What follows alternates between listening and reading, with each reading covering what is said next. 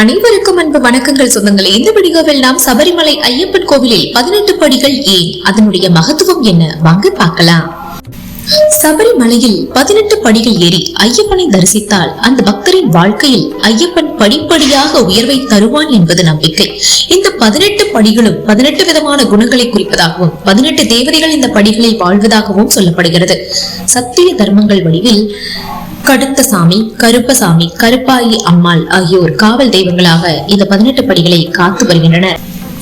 சபரிமலை ஐயப்பன் கோவில் என்றாலே அனைவரின் நினைவிலும் வருவது 18 படிகள் தான். அதன் மீது தர்ம சாஸ்தாவாக வீற்றிருக்கும் மணிகண்டன் சன்னிதானம்.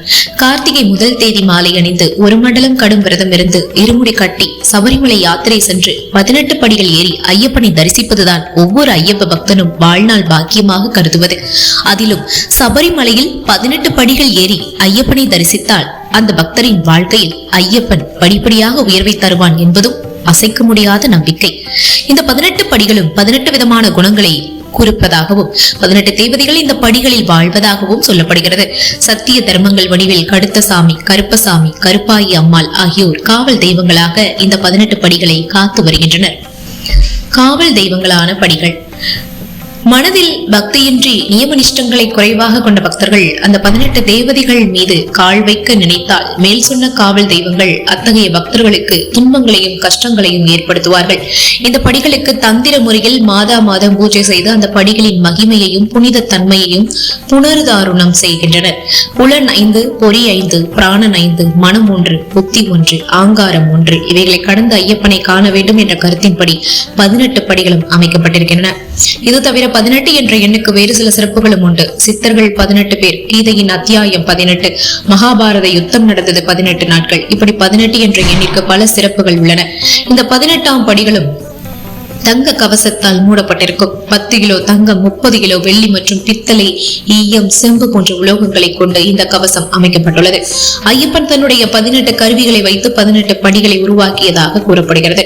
அவை வில், வாள், வேல், கதை, அங்குசம், பரசு, லிந்தி பாவம், பரிசை, குந்தகம், ஈட்டி, கைவாள், சுக்குமாந்தடி, கடுத்திவை, பாசம், சக்கரம், ஹளம்.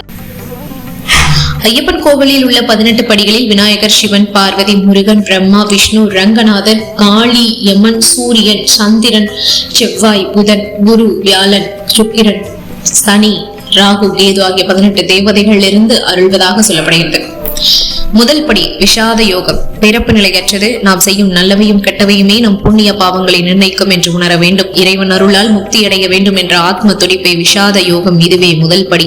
இரண்டாம் படி சாங்கிய யோகம். பரமாத்மாவே என் குரு என்பதை உணர்ந்து அவரிடம் ஆத்ம உபதேசம் பெறுவது இரண்டாவது படி. மூன்றாம் படி கர்ம யோகம். உபதேசம் பெற்றால் போதுமா? மனம் பக்குவம் அடைய வேண்டாமா? பலனை எதிர்பார்க்காமல் கடமையை செய்யும் பக்குவம் மூன்றாவது படி. நான்காம் படி ஞான கர்ம சந்நியாச யோகம். பாவம் புண்ணியங்கள் பற்றி கூட கவலைப்படாமல் எதன் மீதும் பற்றி இல்லாமல் பரமனை அடையும் வழியில் முன்னேறுவது நான்காம் படி. ஐந்தாம் படி சந்நியாச யோகம். நான் உயர்ந்தவன் என்ற கர்மம் இல்லாமல் தான தர்மங்கள் செய்வது ஐந்தாம் படி. ஆறாம் படி தியான யோகம். கடவுளை அடைய புலனடக்கம் மிகவும் முக்கியம். மெய், வாய், கண், மூக்கு, செவி இந்த 5 புலன்களும் கட்டுப்பாட்டில் இருக்க வேண்டுமே தவிர அவை இழுத்த இழுப்புக்கு நாம் போய்விடக் கூடாது. இதுவே ஆறாவது படி.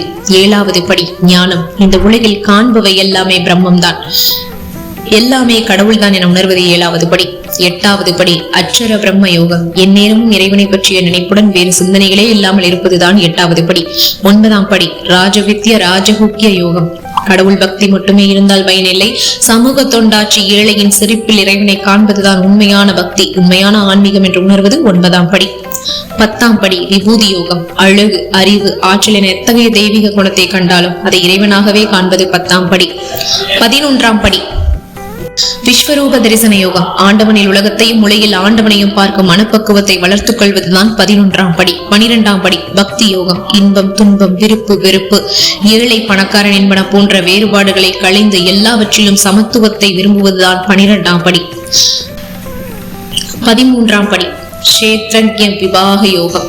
எல்லா உயிர்களிலும் வீற்றிருந்த ஆண்டவனே அவர்களை இயக்குகிறார் என்பதை உணர்தல் 13ஆம் படி. 14ஆம் படி குணத்திர விவாக யோகம். பிறப்பு இறப்பு மூப்பு ஆகியவற்றால் ஏற்படும் துன்பங்களை அகற்றி இறைவனின் முழு அருளுக்கு பாத்திரமாவதே 14ஆம் படி. 15ஆம் படி தெய்வாசுர விபாக யோகம். தீய குணங்களை ஒழித்து நல்ல குணங்களை மட்டும் வளர்த்து கொண்டு நம்மிடம் தெய்வாம்சத்தை அதிகரிப்பதுதான் 15ஆம் படி. 16ஆம் படி சப்பத் விபாக யோகம். 16ஆம் படி சம்பத் விபாக யோகம். இறைவன் படைப்பில் எல்லோரும் சமம் என்று உணர்ந்து அகங்காரம் வராமல் கவனமுடன் இருப்பதுதான் 16ஆம் படி. 17ஆம் படி ஸ்ரீதாத்ரய விபாக யோகம். சர்வம் பிரம்மமயம் என்று உணர்ந்து பரபிரம்ம ஞானத்தை பெறுவது 17ஆவது படி. 18ஆம் படி மோட்ச சந்நியாசிய யோகம். யாரிடமும் எந்த உயிர்களிடமும் பேதம் பார்க்காமல் உன்னையே சரணாகதி அடைகிறேன் என்ற இறைவன் சன்னதியில் வீழ்ந்தால் அவன் அருள் செய்வான் என்ற ஆண்டவனையே சரணடைவது 18ஆம் படி. சத்தியம் நிறைந்த இந்த 18 படிகளையும் படிப்படியாய் கடந்து வந்தால் நம் கண் எதிரே அந்த கரிமலை வாசன் மணிகண்ட பிரபு பேருளியாய் தரிசனம் தருவார், நம் வாழ்வுக்கு வளம் சேர்ப்பார் என்பதை ஐயனின் 18 படிகள் நமக்கு உணர்த்தும் தத்துவமாகும். என்ன ஐயப்ப பக்தர்களே, இந்த வீடியோ உங்களுக்கு ரொம்பவே பயனுள்ள இருந்திருக்கும் நம்புறேன்.